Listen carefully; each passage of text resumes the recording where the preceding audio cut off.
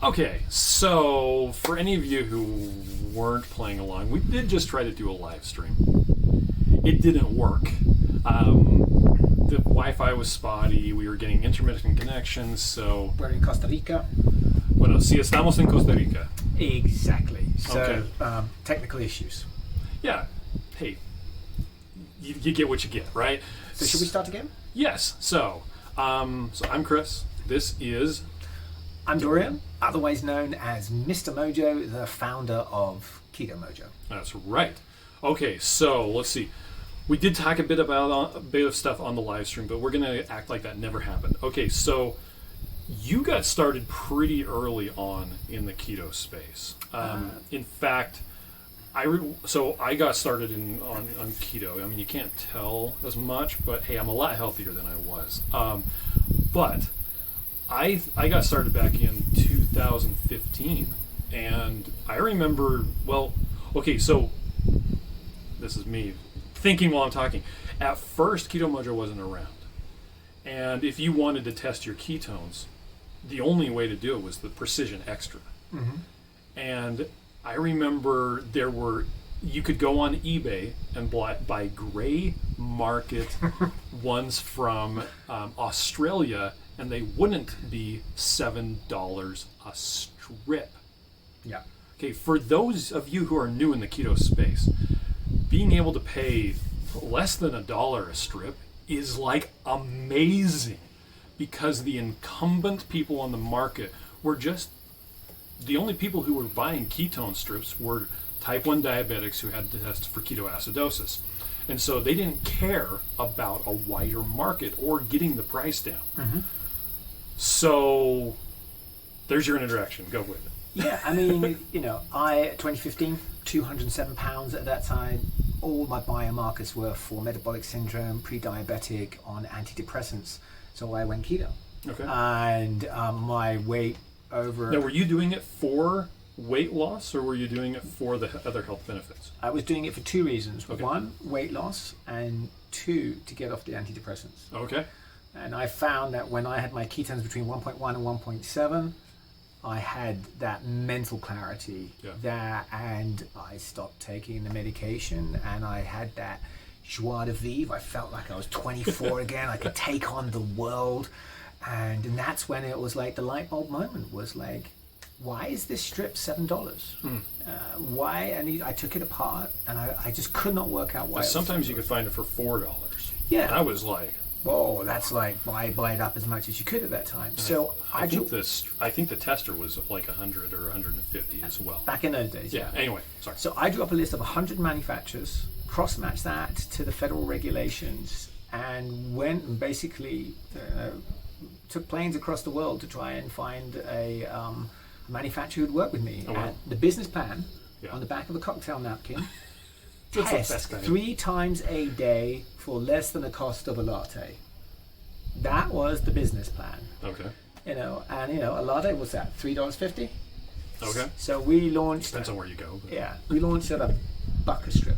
Yes. That was a 75% reduction. Cost. I was listening to Jimmy Moore's podcast, and I remember hearing the Join the Keto. I can't remember what it was, but it was basically the Keto Mojo Club.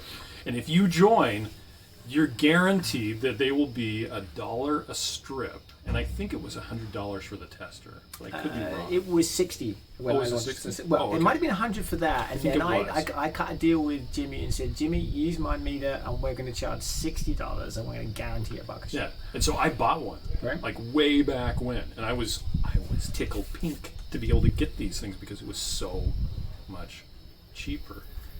Are we being loud again? Nope, he's going somewhere else.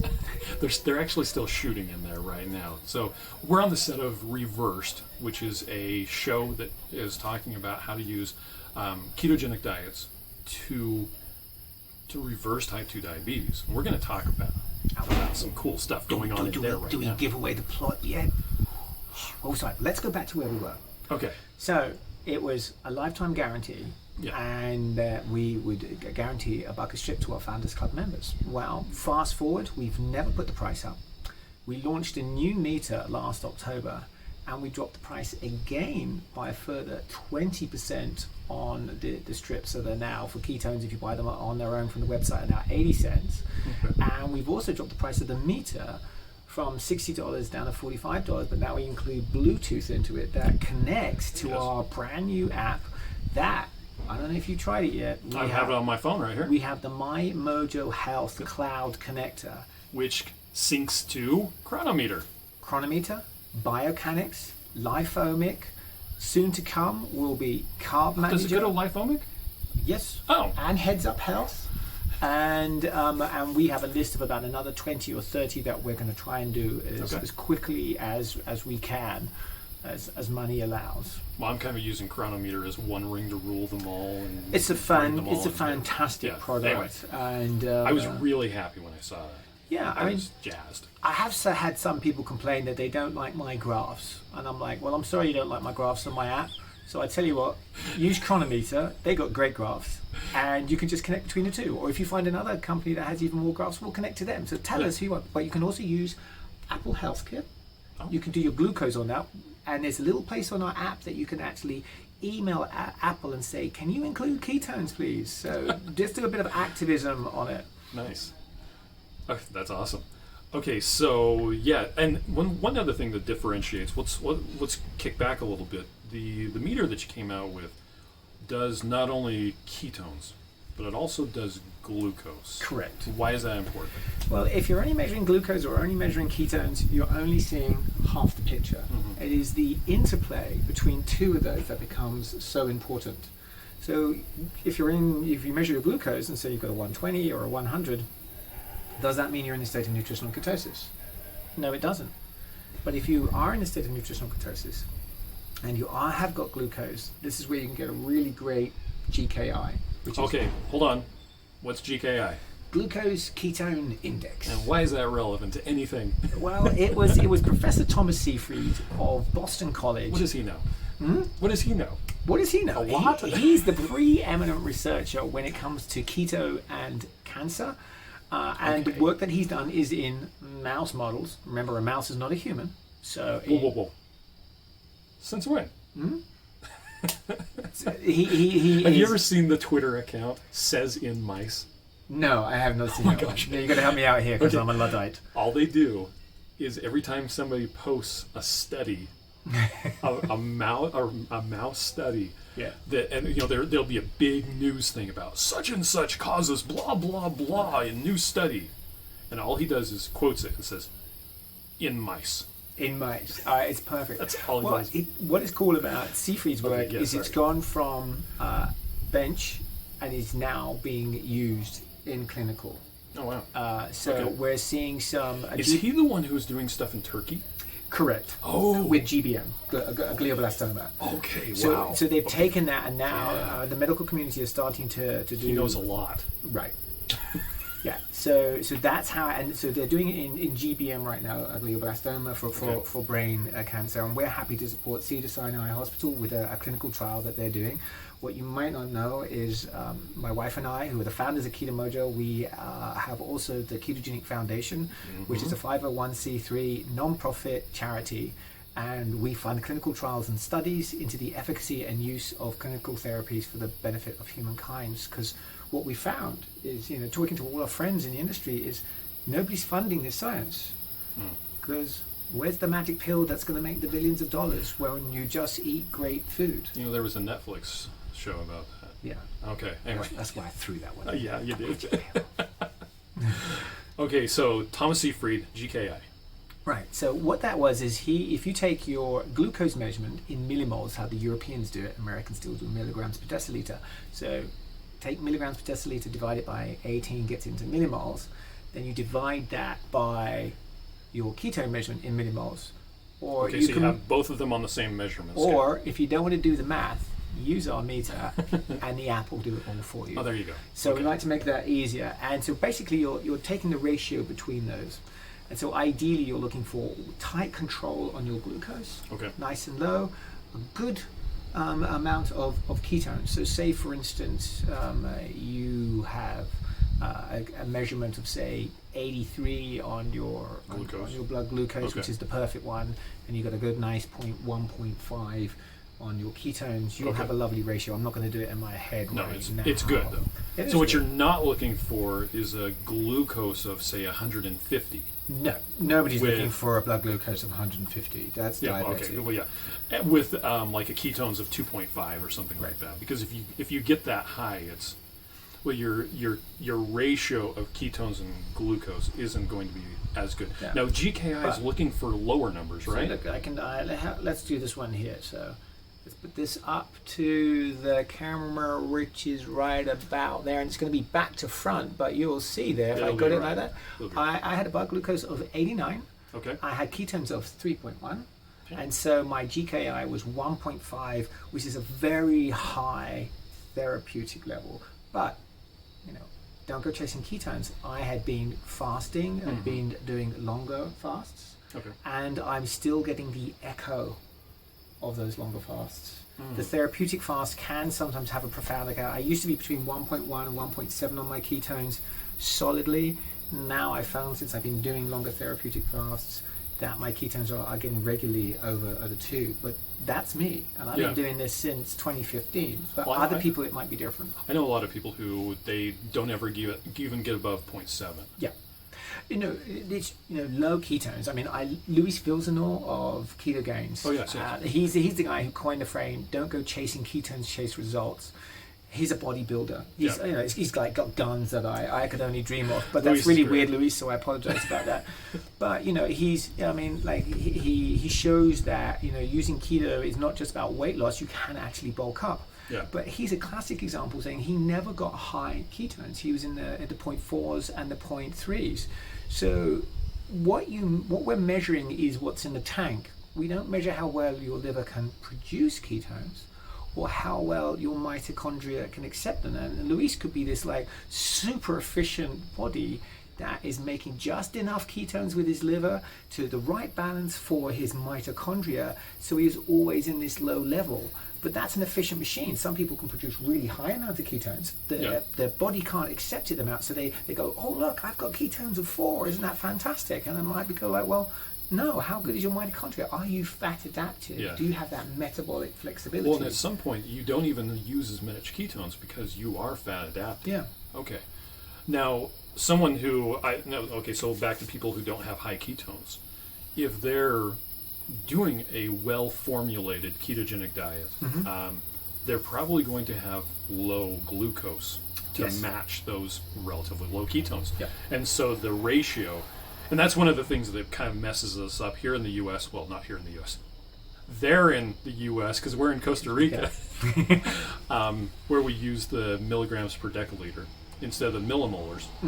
So the measurement systems aren't. It's you're comparing like glucose is feet, and ketones is meters. Exactly. And so the numbers don't match up. But if you measure the glucose using the same numbers, then the whole glucose ketone ratio really makes a lot of sense. And the reason why I like the GKI is it's more stable in the morning. About an hour after waking. I always say an hour after waking is the best time to test because you need that dawn phenomenon to blow off. Dawn phenomenon. Which it's really important. And if people don't know what the dawn phenomenon is, like you wake up in the morning and your body gives this big cortisol spike that pushes up your glucose, getting you ready for the day.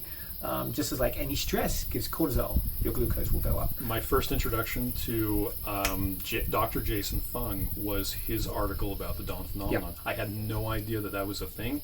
Blew my mind because I was testing as soon as I woke up. Yeah, well, there are actually some diabetic instructors we were talking today, and they were saying, "Oh, test the moment that you get up just after you've urinated," and we're like going, "Whoa, hold on, guys! You're going to be scaring these people because they're going to have elevated blood glucose." Yeah, crazy. Okay. And like you learn something new every day, and you're like, going, "Where does that one come from?" My favorite story of elevated blood glucose. Miriam had a continuous glucose monitor on. And she was teaching our 15-year-old daughter how to drive. Oh my God.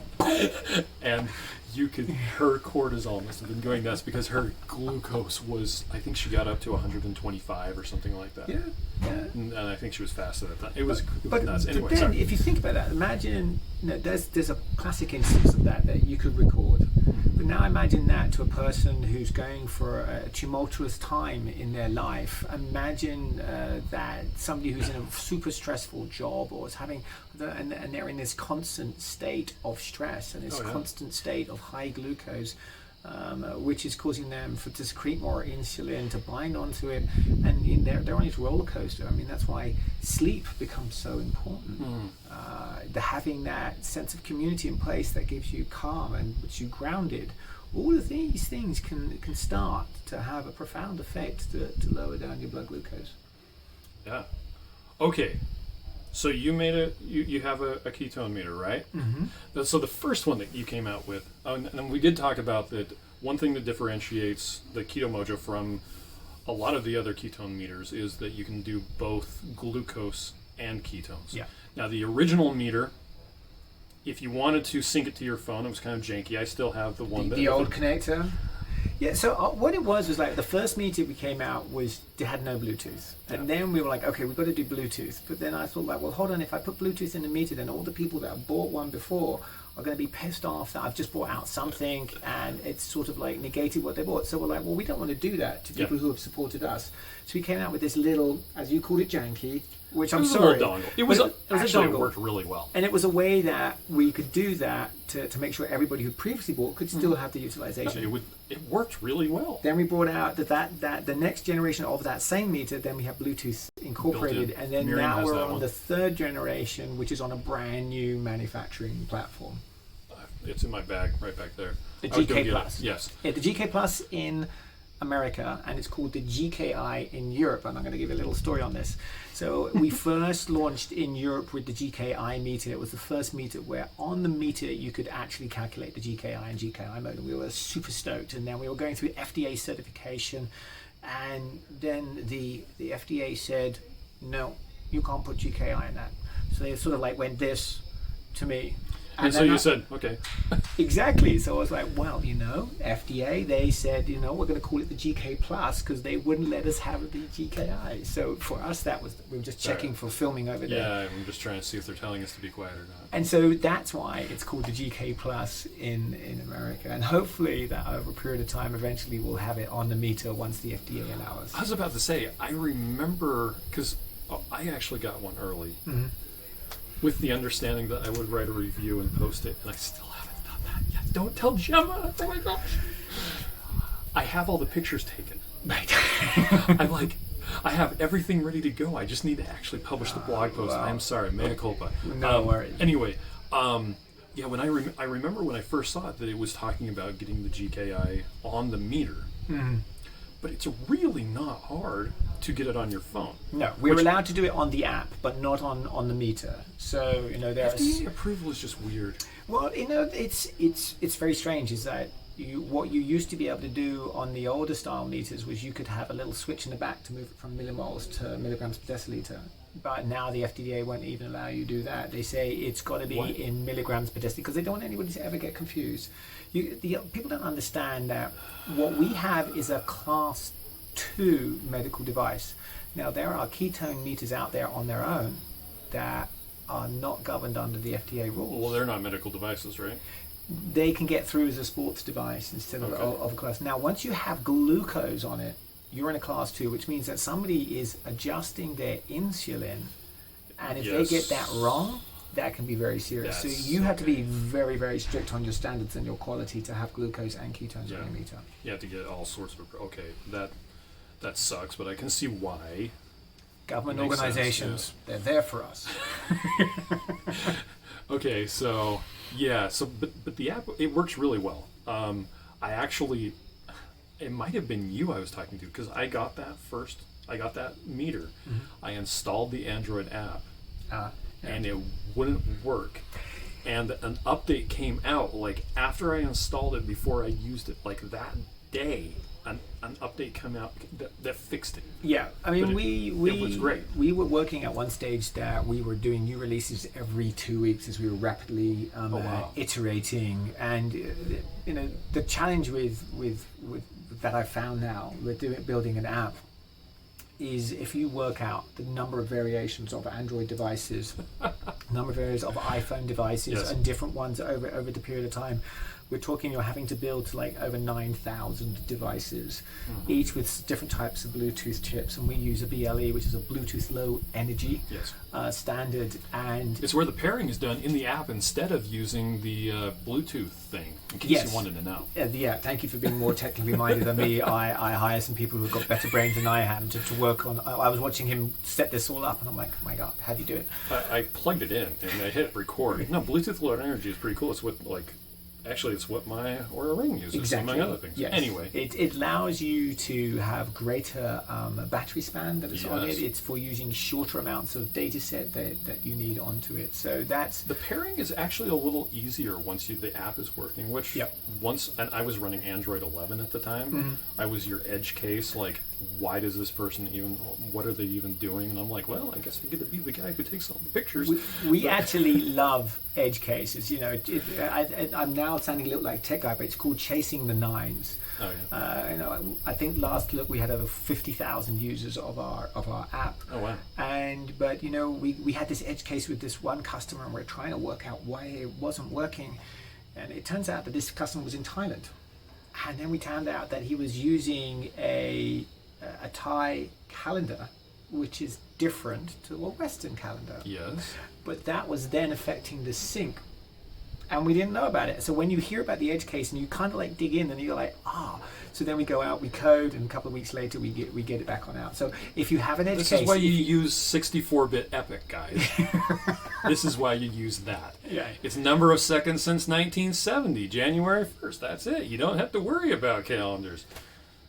Epic fail. I have no idea what that is. Okay.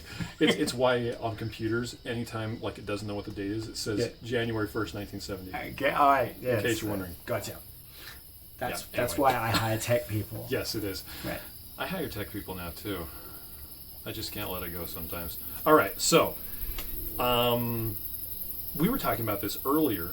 Now you guys you're out of Napa, California. Is that correct? Yeah. So I was in the events business for many years in New York City. So I used to do the Pulitzer Prize lunch and Horace Awards. I was in events and food. Oh yeah, biggest was 6,000 people at the New York Public Library.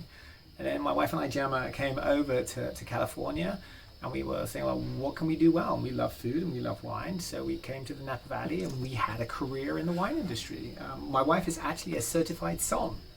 So what the heck does that mean? A certified sommelier is, but whenever I say sommelier, I sound so posh in English. It's incredible. But it's sort of like getting your bachelor's of wine, if you will. Okay. It's kind of like akin Is her to that. nose insured? Maybe it should be. Maybe it should be. It's like Cleopatra's got a wonderful nose. Do you remember the Asterix the Gaul books? We'll go on to that another time. Okay, so you guys were in Napa. Yeah. Right? And then, you started doing this whole Keto Mojo thing. I remember, actually the first time I got to meet you guys in person, it was really cool. We met you guys at Low Carb Breckenridge, which then became Low Carb Denver. And we were actually just outside the conference room. In the hallway. And, it's kind of like this right now. Right. We had to be quiet because they were in there doing stuff, and we were outside just hanging out. And they kept on coming out like, shh, shh. We're like, sorry. It was actually really funny. It was really cool. And I remember I don't know how to describe him, your fixer guy. Mitch, yep. Yeah, well, no, it wasn't Mitch. It was Mr. Healy. Yes, Mr. Healy. Mr. Healy is on my social media. Yes. He actually... This has become one of our core things that we talk about. He said, you have to meet somebody 5 times. You have to connect with them 5 times to win them to your cause. And he probably didn't say it exactly like that, but that's how we've interpreted it. And so whenever it's touches. Actually, that's what he said. You need 5 touches. And that's been one of the things that we've it really resonated with us. And so every time we go to a show, when we could go to shows. Soon. Yeah, soon. Soon. If Someday. I think, because a lot of the times we go to sometimes on medical shows and they're getting their vaccines soon. So, that. So I think that the medical community is going to ramp on up and want to get out of the AR and go on. Well, and plus keto shows are usually doing the continuing education credits too. Exactly. So CMEs. anyway, when we can go to shows, it's interesting to make the first connection, and then make the second connection, and then after a while, is that you? Okay, I thought it was me. I'm like, oh. Anyway, after a while, you really start to connect with people. Yeah. And it's really interesting to see that develop, and well, that's why I think one of the reasons why we're here right now. So you guys are here because you've made connections. We're here because we made connections. We actually feel really privileged to be here because we're with you guys. We haven't seen you guys in so long. Gemma wrote back to Charles Maddock and said, look, hey, how are you doing for sponsors? Because we really, what he's doing, it needs help. And to try and put these sort of these series together, it's really expensive. So what Gems did was she wrote up a list of our friends and said, have you contacted these people? Some he had, some he had not. And so it's her fault. I don't know who said what or where or how it like that, but we kind of like gave a list out to say, look, because we understand how hard it is to get the message out, and we live in this bubble. We're in this is this keto world, this keto bubble.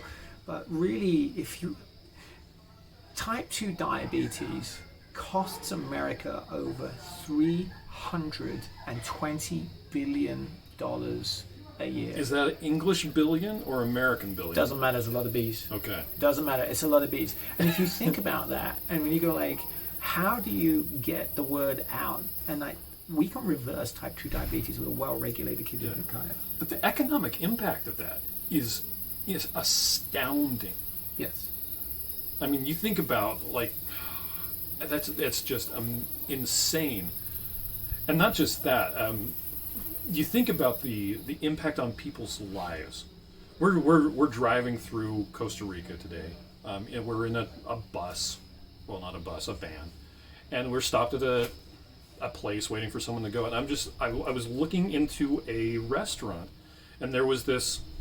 I think it was a grandma, a mom, and a little girl, and then there was another girl in a stroller. And I was just thinking of, these are real people with hopes and dreams, and just the impact of things like that. I'm not articulating very well right now, but all of the people in this world deserve happiness.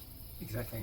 We're here in Costa Rica. These are human beings, and they need this sort of stuff. So let's put this into a terrible context. Okay. And what I mean by a terrible You'll probably context articulate better than me. Is that every day in America, 150 people are at end-stage renal failure from type 2 diabetes.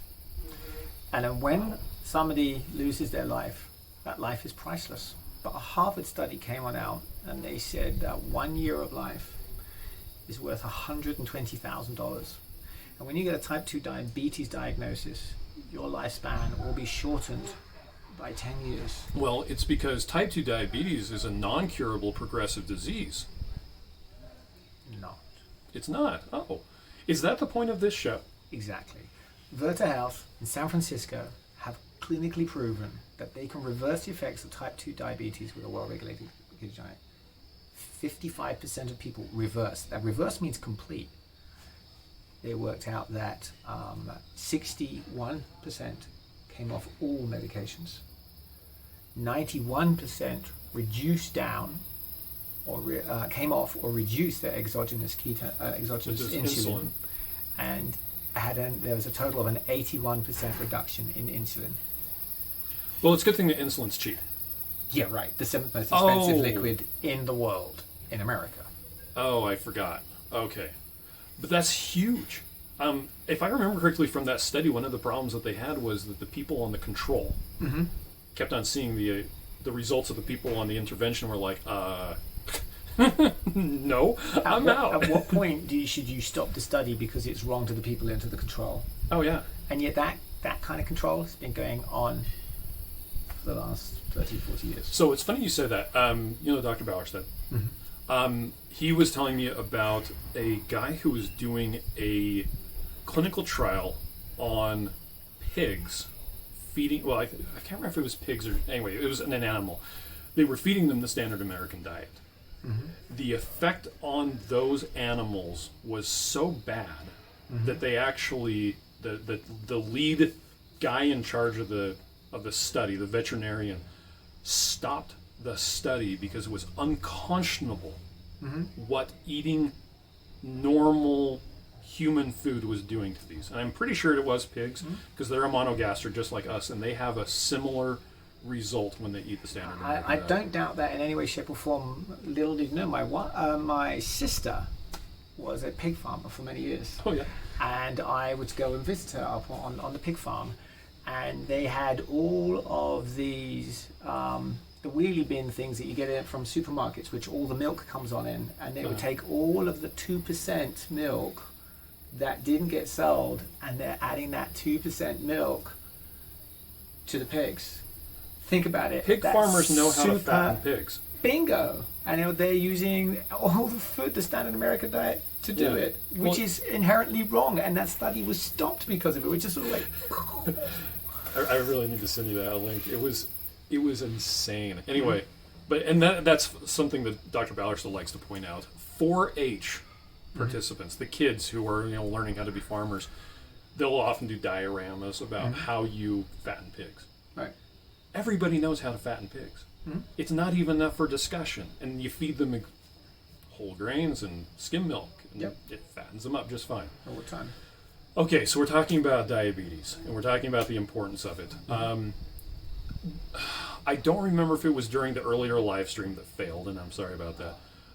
But you guys actually have a nonprofit foundation that you're running. That is correct. We have the Ketogenic Foundation. It's a 501c3 public charity.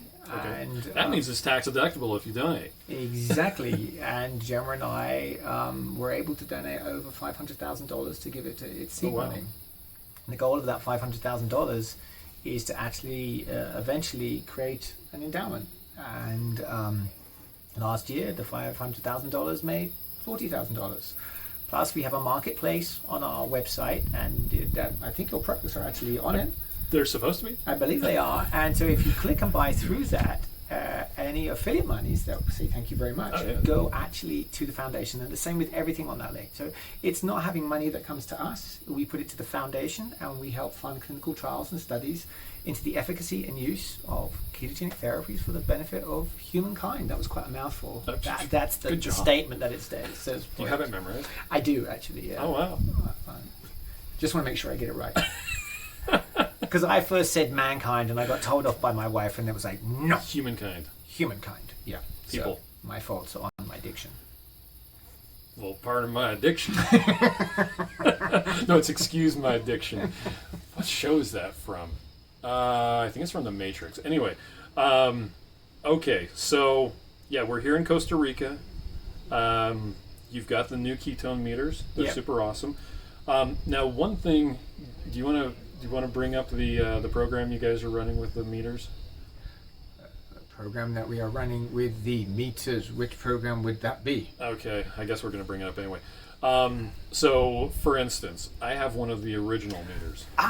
Yes. Thank you. That is actually perfect for saying that. So, yeah, when we first started, we were obviously on a different manufacturing platform, and our goal has always been to lower cost, and sometimes you have to change manufacturing platforms, which means that the strips for the old one won't work in the new one. They're not backwardly compatible, which is a problem. But we don't want to think to people like, hey, just go buy a new meter and you've already done one. So the new strips are cheaper. The new strips are cheaper. And they're individually wrapped, which a lot of people, there's a lot, I'm sure you hear this a lot more than I do, but there's a lot of discussion as to whether it's better to have them individually wrapped or in the canister where they're easier to get to. A lot of people are like, but they're fresher if they're individually wrapped. And it's like, yeah, but I'm bleeding and I need to get one of those out. And it's really hard to do. And I can't tear the thing when I'm bleeding in it. All right. So I'd love to address this. First of all, the most thing that I hear from people is environmental protection. Okay.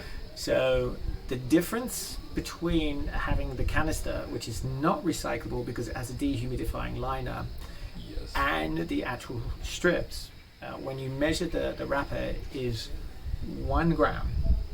1 gram. when you get into your car and you drive 1 mile, that's 161 grams. Okay. So that's kind of like the difference number one. So it's not 0. 1 gram. Okay. Right. So tiny amount. So, but why did we do that? Well, the problem is with the vials is it's like a packet of Pringles. Once you pop the top, it's going. Exactly. The clock is ticking, and you've got less than 6 months. Most people don't know that, and they don't write it on the side. And so their strips can expire really quickly. Whereas you have perfect freshness in the wrapper, which means you have the full extent of the life cycle, which is normally about 18 months from date of manufacture. So that's key number one. Okay. Key number two is always being safety with us. Okay. Very important. What if that person left the top of their old vial off in their bathroom? Oh, and and now it's humidity is the enemy of the enzyme on the strips. Yes. And so now we can have a degraded strip. So we want it to always be perfect every time you use. So not only is inside that little wrapper is actually a desiccant to protect it, to make sure all of the moisture in the air is pulled on out, so it's perfect. And then the third reason is we haven't yet released this because we've just done the studies, but we have baked the strip up to 60 degrees Celsius, 140 degrees Fahrenheit for 2 weeks. So like leaving it in a car. Well, we don't want to leave it in the car, but we wanted to see what happened if we baked it for 2 weeks like that. Would we get any degradation on it? And we don't.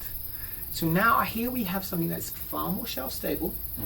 That, you know, if somebody in the heat of summer in Louisiana buys it and it gets on that truck and that truck heats it up, we know it's still going to be perfect for that individual. So when they're making treatment decisions based on their glucose strips, you're not going to be nerfing it. It's not going to be messing with Precisely.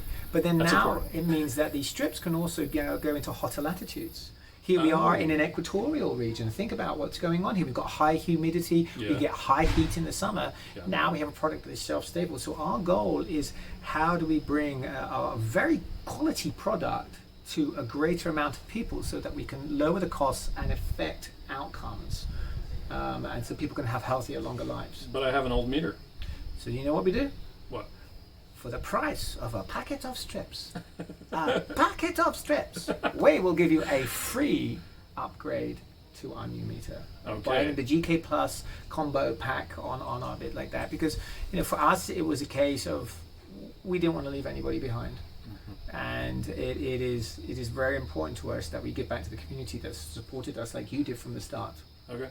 And that to me was an important piece. So yeah. My old meter is like really old. Trade it in, and you guys gave me a new one. Buy a packet of strips, and then you can gift it on to somebody like that. We have a little recycling fee with that, and people are like, recycling fee? Why have you got that now? Well, actually, it's because this had a blood pathogen on it, and I want it to be safely disposed of. So it is a recycling fee. It'll get safely disposed in a secure, HIPAA-compliant, encrypted secure, HIPAA-compliant recycling facility. Oh, so do we send the old one? We will. You buy the packet of the trade-up program strips. We will send you the new meter, the strips, and an envelope to recycle it. We pay for the envelope to come back. I was not aware of that. It gets all recycled clinically and beautifully, and so that you know that you haven't had any impact to the environment. Yeah. Wow. Okay. That's cool. I did not know that. We subsidize the cost of that. We make no money on that thing, but we want to make sure that everybody who supported us, we support them. So, how, I guess, then eventually, I guess the hope is everyone's going to upgrade to the new meter. I think already when we look at the users of our app, they get a little pop-up that tells them that it's like that. Most users that we have seen, we've managed to get the message out to them. There'll be some stragglers, and eventually... Does it actually say, yo dog, you can get a free meter, click here? Yeah. Nice. Yeah, that's the way we roll. We were like, yo dog, get the new free meter right here. So I guess eventually is the plan to discontinue the old strips? Yes. I think those will. You know, we're seeing the decline of the older meter very, very rapid right now, and so it is slowing down. We still got strips in stock for one, but it will eventually be taken off the website. And then it'll be by request. Then, as we work through everybody by request, and then it will finally phase on out. I'll probably end up with a few strips at the end of the day, but that's okay. You're gonna fill up a bathtub and roll around in them? No, Light them on we fire. we will recycle them responsibly. Yes, you will. After I've rolled around in the bath. Oh man. Okay. Well, is there anything else that you wanted to talk about? It's been a really interesting year for a lot of people. Yes, it has. And people have reacted in a different way to what has happened. We have seen some people who said, I've had the perfect time to reflect on myself, and have got themselves fit and healthy and have changed their lives. And there's other people who have got back into bad straight things. And I, for one, my wife has lost 10 pounds. I was going to say, I know some lady who lost a bunch of weight. What's up with her? Gemma has done really well. She's lost 10 pounds over this period of time, and I've taken her 10 pounds. And so, just like everybody else, I'm fallible. And so, for me, it's like, okay, I've got to double down and, to live it to leave it. But, today, 10 pounds is a number. Yeah. But my blood glucose was 83. Okay. When we did it live on camera, my ketones were at 4.0. Oh. And so the message is kind of like out there. Okay, don't chase ketones. Chase results. But when you're doing a TV show and you have to demonstrate your own product where you're testing ketones and you prick your finger and it's freaking 4.0. It's kind of amazing. It's like, yeah. Anyway. So that is, you always realize that you are the captain of your ship. Every day is a new day, and you can say, you know what, I'm going to get back on that horse, and I'm going to make it a new day, and I'm going to change my life. And we've seen stories here today that I'm not going to burst their bubble yet, but there's some really special things that have happened over the last 24 hours, and especially for this particular lady that you know very well. And we are so super excited to She's do doing that. really well. And I know that she follows you a lot on your podcast. Yeah. And I hope that YouTube lives, whatever. Yeah, she will share her story with everybody there, because it's Fantastic. pretty amazing. Okay.